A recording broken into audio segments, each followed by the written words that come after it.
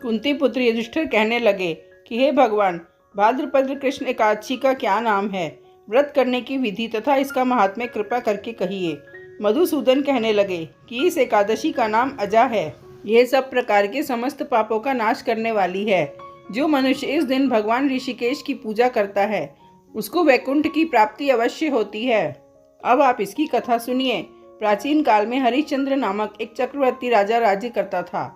उसने किसी कर्म के वशीभूत होकर अपना सारा राज्य व धन त्याग दिया और साथ ही अपनी स्त्री, पुत्र तथा स्वयं को बेच दिया।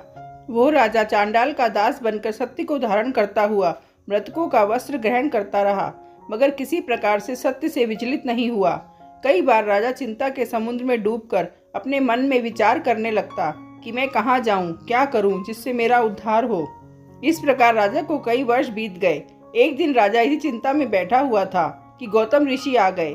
राजा ने उन्हें देखकर प्रणाम किया और अपनी सारी दुख भरी कहानी कह सुनाई। ये बात सुनकर गौतम ऋषि कहने लगे कि राजन, तुम्हारे भाग्य से आज से 7 दिन बाद भाद्रपद कृष्ण पक्ष की अजा नाम की एकादशी आएगी।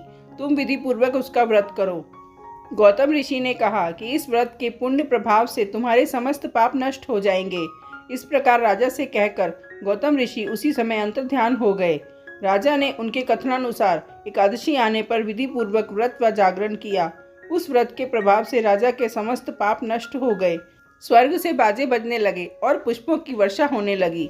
उसने अपने मृतक पुत्र को जीवित और अपनी स्त्री को वस्त्र तथा आभूषणों से युक्त देखा।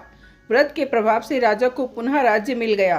अंत में वो अपने परिवार सहित स्वर्ग को गया। हे राजन, ये सब अजा एकादशी के प्रभाव से ही हुआ। अतः जो मनुष्य यत्न के साथ विधि पूर्वक इस व्रत को करते हुए रात्रि जागरण करते हैं, उनके समस्त पाप नष्ट होकर अंत में वे स्वर्ग लोक को प्राप्त होते हैं। इस एकादशी की कथा के श्रवण मात्र से अश्वमेध यज्ञ का फल प्राप्त होता है।